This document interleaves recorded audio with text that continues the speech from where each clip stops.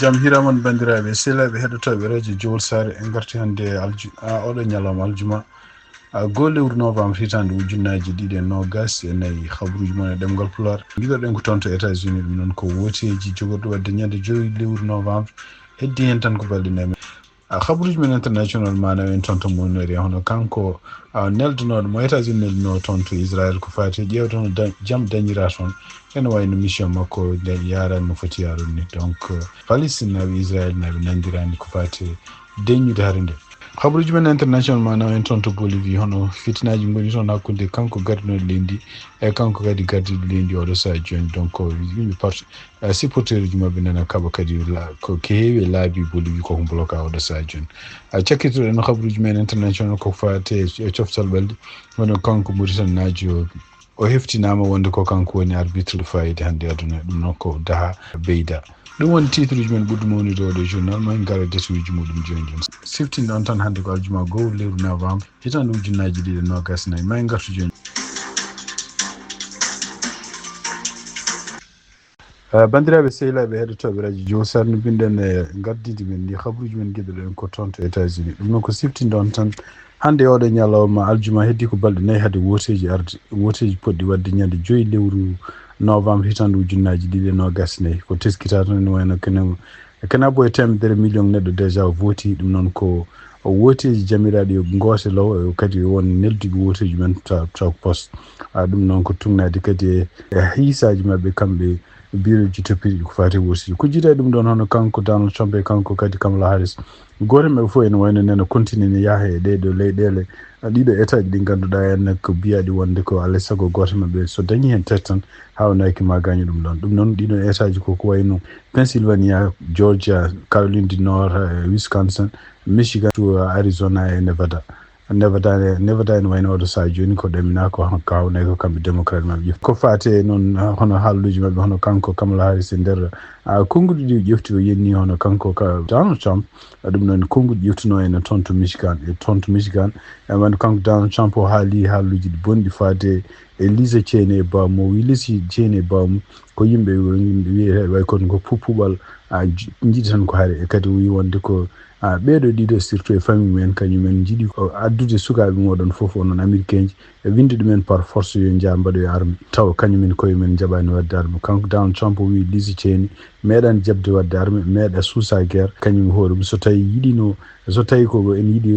yaade guerre kanko hoore makko wawi yaade muɗum on wawi yaade muɗum to Moyen-Orient on wawi yaade mum to yiɗi to aɓete foof ɗum ɗon e wayno ko donc o adde mum o haali mum haalluji bonɗi ɗum ɗo fof noon ko sipabunde tan Lisa Cheney oɗo saha joni ne wonde kanko Kamala Harris e mbaɗa campagne e ɗum noon kanko Lisa Cheney wayno tugnade kadi e hiisaji kamɓe toppitiɓe ko fate campagne makko kanko Kamala Harris ene wayno noddi mouvement mawɗo taw ko rewɓe surtout ene walloɓe pour wiide wonde ko kañumen ko contre Trump en e surtout kadi rewɓe yiɗɓe haɓede oɗo saha joni pour ko fate droit ji rewɓe ɗum noon ko hunde nde welani campagne mabɓe kanko Donald Trump ɗiɗon haalluji kadi hono kanko Nancy Pelosi o haali o wi wonde ko yimɓe ne poti ƴewde hawnaki wonko woni haqqille makko kanko Donald Trump ñaw gongo e haqqille makko haalluji ɗi o haalata ɗi ɗum noon kadi ko kanko Donald Trump caggal kadi nde teskirawo waɗi ƴefti konnguɗi kadi toon to Michigan ɗum noon ko toon to ñalli hannde taw mo haala kadi mi ƴetto henne kanko Donald Trump mo ƴetto kadi hono Lisa Cheney e kanko Donald Trump kadi o haali haalluji kewɗi kadi ko fate hono kanko Nancy Pelosi gorko makko no fiyande hande mo continue hollude weltare wonde oɗo ene wayno komo welti hen hande surtout ɓeɗo kadi ko yimɓe añɓe makko kanko Donald Trump no wirata donc kanko Donald Trump ene wayno kadi ñande alhamis nde o wonno ko toon to Arizona o haali haalluji kewɗi kadi ko fate Lisa Cheney o wi wonde ko Lisa Cheney c'est pourquoi kañum hoore mum so heeɓi nokku foti ko sekede hen ɗum noon ene wayno ko ɗum ɗon ɗiɗon konnguɗi hono kanko Kamala Harris wi ɗiɗo konnguɗi e haalluji ɗi o haalata no haalirta ni ko hunde fonde nanguede wonde ko kanko Donald Trump o fotani wonde candidat hande ko jiita e ɗum o kamɓe démocrate hono kanko gouverneur Tim Walz ene wayno ko ñande aset janggo jogoto yaade ko toon to Las Vegas kadi mawya caggal muɗum toon to Tucson Arizona ɗum noon ko ñande samedi ne caggal mum ñande dimanche mawya kanko hoore makko Caroline du Nord e Georgia kadi ene wayno kadi mo fottotoni yimɓe hohoɓe mabɓe surtout ene hono kanko joom galle makko kanko Kamala Harris date Emhoff mabɓe pottoton ñande altinde kadi kanko gouverneur Walz ene wayno ko mawo yaata Wisconsin e Michigan ɗum noon ñande talat jogor wonde ko toon Pennsylvania ɗum noon ko ñande talat nde woni ñande hen woni ñalawma woseji ɗum noon wayno ko maw tawi kanko woni hoore makko événement baɗowo toon to Washington DC en mayno ko oɗon kiki talata ko kanko e Kamala Harris jogor wonde toon to Washington DC hawnaki so tawi victoire mabɓe dañama hawnaki maɓe mbaɗa ɗum célébré donc ko fati tribunal uji hono juge goto kon son cour supérieur to Georgia biyeteɗo Robert Flournoy ene wayno wi wonde ko o ƴefti ñawore makko wi wonde ko oɗo sadio no ɓeydi dumunno pour woteji bindi e neldeteɗi par poste ɗi ɗum noon e wayno ko wi ko woteji ɗi henno tawde mbawi neldede tan ko adi 5 heures kikiɗi ñande talata nde ɗum noon so tawi tampon poste no woni hen wonde ko ene wayno kadi hawnaki kadi ɗiɗon woteji mbawi yettade ko adi aljuma 17 lewru novembre ɗiɗon woteji poti conteste ɗum noon ene wayno ko kamɓe républicain kamɓe toon to démocrate en toon to Georgia ɓe gonno wiide ko kala woteji tarduɗi ene wayno koko jogori wasde contede ɗum noon ene wayno oɗo saa joni ko victoire wonande kamɓe démocrates ko jiida e ɗum noon kadi hono toon to Pennsylvania hono cour suprême gonɗo toon ɓe jamini kamɓe ne woteji kala ɗi ganduɗa garɗi taw ne waɗi date mo baɗaɗo hen o moƴƴani o fotani contede ɗum ɗon noon ko hunde kadi ene wayno ko kamɓe démocrate en mbi noon wonde ko ɗum ɗon fotani ƴewede kono noon ene wayno ko oɗo saa joni kamɓe juge ɗi ko ɗum pewji ha han toon to Pennsylvania siftindon tan hono kanko Elon Musk ene wayno porte noon plainte sibabunde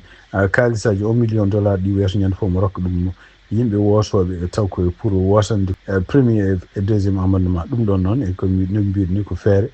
kanko hoore makko wadde ko wiyete suppression woteji ɗum noon ko wallude ka holno candidat Donald Trump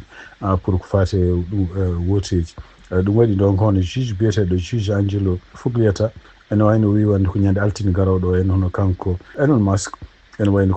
ko nden o foti notade toon tribunal fotta yimɓe takkuɓemo toon pour haala ka haale ko wawi wonde fof ene wayno kanko Elon Musk o kanko woni mawɗo Tesla e kadi ene wayno ko Trump supporter oɗo saa joni wiyama wonde ko o wawi wadde campagne Donald Trump tan kono woni 1.17 million pour tan wallude ɗum beele ne yetto Maison Blanche e tugnade kadi ko haalte hono kanko Donald Trump ene wayno ko o wi ko so tawi Elon Musk ko bawɗo ɗum toppita e laamu makko ko fati jawdi hande kadi ko fati élection ngaji ene wayno toon to Georgia hono kanko mawɗo Cobbs County ɗum noon ko toon to Georgia hono biyete lieutenant Sean Gorski ene wayno nder konngol ɗo waɗi ɗum noon ko pottital mangal wonno hono yimɓe ɓe ganduɗa ene yinde gendarme en toon wiyeteɓe shérif toon oɗon kawni heblotonoɓe ko fate woteji ɗi ene wayno ko e konngol ngol haali wi wonde ko kala peeje baɗeteɗo pour rende nokkuji gosteɗi ɗi rende wototoɓe liggotoɓe e woteji ɗi e rende kadi woteji ɗi no jaari ha deeƴira waɗa oye ɗum ɗon maɓe continue ɓe ɗamini ñande ñalawma woto walla jamma woto ene wayno ko hawnaki ko mbiyete ene woteji résultat ji mumen ma gasa oɗon jamma ɗum noon ko toon to Georgia to hulato ene wawni ko surtout ene won kawniji won nokkuji won kanko Donald Trump mon continue wiide wonde ko hande Georgia e Pennsylvania ene wayno démocrate en puɗɗima déjà wurade ɗum noon ko ɗum woni ko gueɗe ɗe haalata guila ko ɓooyi so tawi tan woteji ɗi en mbaɗani guraka so tawi kadi woteji ɗi en ndewi lawol kanko Donald Trump mo jaɓ ɗum noon ko kanko e Mark Johnson fof mbi noon kono ne wayno oɗo saa joni puɗɗima wiide woteji ɗi déjà ko gujjaɗi ko guraɗi e ko way noon ɗum ɗo fof ko peeje tan no mbaɗiri ha wonde ɓe callo so tawi ɓe perdi hande ko fati woteji ko fati surtout ngal hono kanko Donald Trump ene wayno ko média social makko mo jogui biyeteɗo social media wayno ko e nder ko yalti hande tugui hanke fade hande ene wayno ko oɗo plateforme perdi kalis no fewi tugnade kadi noɓe kaaliɗo mbi wonde ko jonti ɓennuɗe e noon kanko média social makko ene wayno ɓeydinoma hewde doole donc valeur uji mum monti ko fati ko mbiyata cher e oɗon sa ɗaminno wonde ko kanko Donald Trump hawnaki ɓe yimɓe ngalano sikkitare wonde ko kanko Donald Trump omo wasa gagnade ɗiɗo élection ngaji kono ene wayno ko sakiri joni ko yiya joni ko en surtout en caggal débat makko hakkude makko e Kamala Harris ene wayno ko média social makko ɓeydima yaade tellade less ɗum noon e tugnade noɓe kaali ɓe mbi wonde ko social media perdi ken wona 41% e valeur ko hiisa e share uji muɗum ɗum noon firti wonde ko kanko Donald Trump ene wayno ko ɗum ɗon so perdi ɗum abbini e ngaalu makko wonde ken wona milliard ɗiɗi e feccere ko en ngaalu makko boni ko jiiɗa ɗum noon ha hande kono kanko Donald Trump e tugnade kadi haaluji kalteɗi wonde ko wiya wonde so tawi o heɓi laamade o wi wonde ko hono Kennedy Junior kanko hoore mo halfini ɗum ko fati cellal surtout ene wayno tawde kadi oɗo saha hannde mo continue wadde kadi haaluji ɗi o yaltini heccita e wi wonde ko affaire rewɓe ko kanko toppito ɗumen hayso rewɓe mbelaka ko kanko toppito ko fate wallude ɗumen e gueɗe ɗe ngannduɗa en rewɓe ne cohli ko fate en safaruji ɓallumen donc wawi wonde fof ene wayno ko Kennedy Junior kañum o ronku ɗum wonno yantude makko kanko Donald Trump pour wonde so tawi walla so tawi o toɗɗama yo wonna président kañum hoore makko ne jogo e hen e poste e laamu makko ko jiida ɗum ɗon toon to Fox News goote yimɓe wonɓe toon ardiɓe émission ngaji won hen ene wayno ko rewɓe men jiitama wonto jeehi kañumen koyemen wooti gotanimo kanko Kamala Harris ɗum noon siftinde on hono kanko Kamala Harris e kanko kadi Michelle Obama ɓe kaalino mbi wonde ko yimɓeɓe yo ciftor wooteji ɗi gotorɗe secret mumen donc hay goto fof tan andude mo gotanta kono noon kadi yimɓe paam kadi kala goto o yo faam woote muɗum woni droit muɗum woni voix muɗum donc wawi wonde fof ene wayno ɓeɗo yimɓe liggotoɓe hoos rewɓe mabɓe kay tawama kañumen koyemen gotani ko Kamala Harris ɗum noon addi haala mawko ko toon to Fox News ha goto e ɓeɗon worɓe wi wonde tawde debbo muɗum yeehi wotani neɗɗo mo ganduɗa contre parti muɗum effectivement debbo mum wonko jogini ɗum secret goɗɗo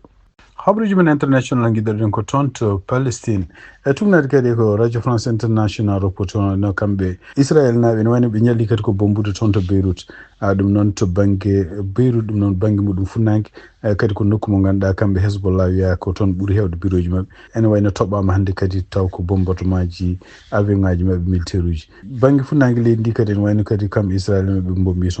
toon to Gaza kadi ko caɗele baɗe noon goni toon ɗum noon e wayno Hamas e tungnade kadi ko Radio France International haali hono joguiɗo konngol muɗum wi wonde ko oɗo saha joni ɓe caɗima proposition gaddaɗo e mabɓe pour ko fate en guerre no dartori toon taw ko guerre ko yaaci ɗum noon andaka holko proposition wonno andaka kadi holko waɗi ɓe salade kono noon e tungnade kadi e konngude gumiɗo toon to kanko président parlement mo Liban o wi wonde ko ene wayno oɗo saha joni o wi paami wonde ko maslaha mo États-Unis wonno e dow mission muɗum pour toon to Israël ene wayno oɗo mission ene wayno yarani yesso ɗum ene wayno ko kamɓe libaneɓe ɗaminno kono États-Unis neldi toon to Israël neɗɗo koho goto pour ko fate haalde ko gueɗe ɗe ganduɗa taw jaam ne wawi dañede toon to hakkude Israël e kadi kamɓe Hamas walla Hezbollah kono ene wayno ko caggal nde Hamas sali e caggal kadi kamɓe Israël naɓe kañum koyemen caggal nde kamɓe kadi kanko premier ministre mo Israël nde wi wonde o wawa jaɓodirde Hezbollah ko fate no guerre dañiri toon ɗum waɗi donc ene wayno ko kanko gardiɗo parlement mo Liban o wi wonde ko oɗo saha joni wayno ko ala foof han kadi yakar nde o jogui pour ko fate jaam no dañira toon ko jiita ɗum ɗon ene wayno ko oɗo saha joni kono hiise ken won 1990 neɗɗo mbawi warede tuggi tan ñande 23 lewru septembre ɗum noon ko tuggi nden wonde ene wayno ko tuggi oɗo ñalawma kamɓe Israël naɓe ɓe puɗɗi bombardude toon to Liban ko jiita ɗum ɗon e tugnade ha hannde ministre public ko fate cellal toon to Gaza ene wayno ko mayɓe Palestine naɓe tuggi guerre o fuɗɗi ñande 7 lewru octobre hitande 2023 e yettima joni ken wona 43 ujunere e temedde yimɓe nayi neɗɗo ɗum noon ko tugnade ha hannde kadi habaruji gumiɗi to Radio France International toon to Bolivie e ñalawma hono yimɓe supporter uji kanko ancien président Evo Morales ɓe mbawi nangude ken wona yimɓe nogas ɗum noon ko yimɓe dadiɓe ɗum noon ko caggal nde ɓe jani caserne toon to région gonɗo toon to Capare ɗum noon région gonɗo en hakkude leydi Bolivie e wiide mabɓe ɗum ɗo fof ko peeje kanko gardiɗo leydi ndi hono Luis Arce ene wayno ko ɗum tugnade haaluji ɗeɓe kaali ko oɗo saha joni ɓene bloqué laabi kewɗi natoji ɗum ɗo fof ko wiide wonde enquête baddeteɗo contre supporter mabɓe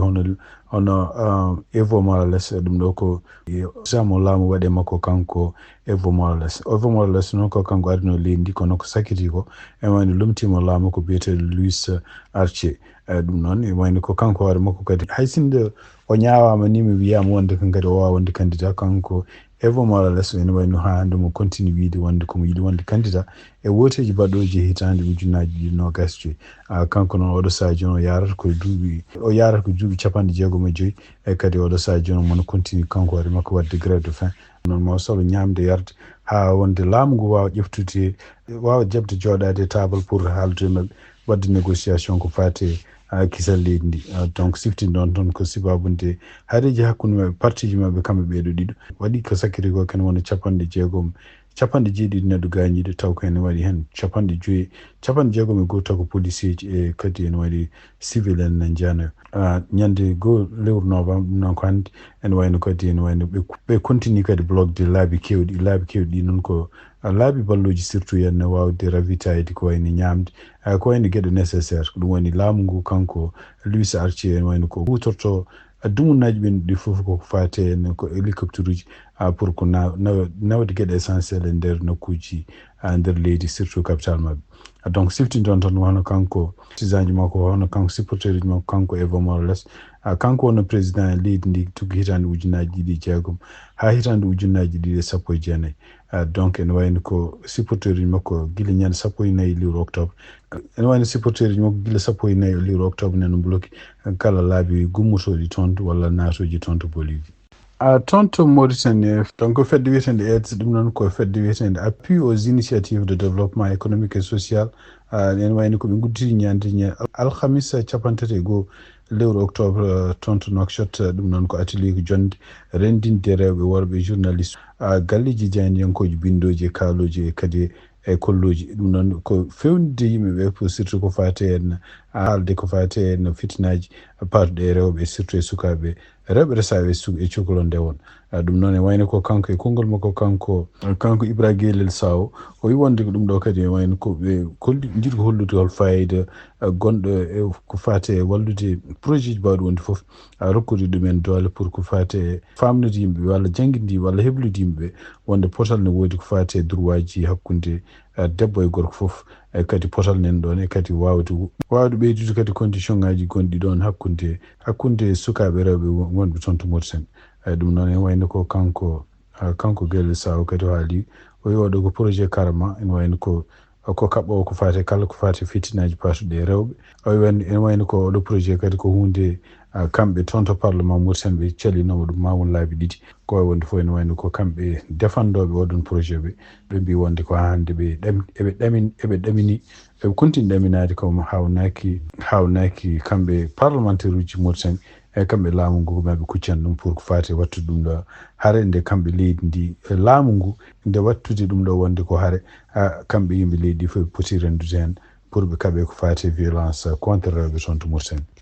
toon to Mali ene wayno ko kamɓe comité national de transition kamɓe gouvernement mo militaire uji toon to Mali ɓe mbawi jabde projet loi gaddaɗo toon taw projet loi o ko hadde kala ko wiyete debbati gorago ɗum noon ko homosexuel ɗum noon e tugnade noɓe kaali ɓe mbi wonde ko ndiɗo leydi mawdi taw ko leydi julɓe gondi toon to Sahel ene wayno ko ala foof ñawore waɗanode ko fate ɗum ɗon ɗum noon ene wayno ko tugnade kadi e konngol makko kanko ministre député ko fate justice Mamadou Kassogue o wi wonde ko ene wayno ko ene wonno kuuli gonnoɗo toon e nder luwaji maɓɓe kaɗoji ko fate homosexualité toon to Mali kono ene wayno ko ɗeɗon kuuli kadi oɗo saa joni ko tinni ɗum joni ko kala neɗɗo nangaɗo ene waɗa ɗeɗon gueɗe ene wayno koko nawete han kadi to tribunal e tugnade kadi ko ɓeyti hen o wi wonde ko ɓe jaɓata jamais ene wayno ko pine mabɓe e ko aadaji mabɓe kadi nane bonne taw bonnata ɗum ko yiɗi ummiɓe banggueji goɗɗi ɗum noon ko ɗum woni ko texte o haali kadi o wi wonde ko so tawi ɗum ɗon kadi ko hunde jogorde wadde toon inchallah ko wawi wonde fof ene wayno ko oɗo projet de loi mo ganduɗa kamɓe comité national de transition mo leydi Mali ɓe jaaɓi ɗum ene wayno wota toon ko toon to parlement 150 neɗɗo gooti pour jabde oɗo projet contre neɗɗo goto e ɗum noon kadi ɓe bindi ɗum koye Facebook mabɓe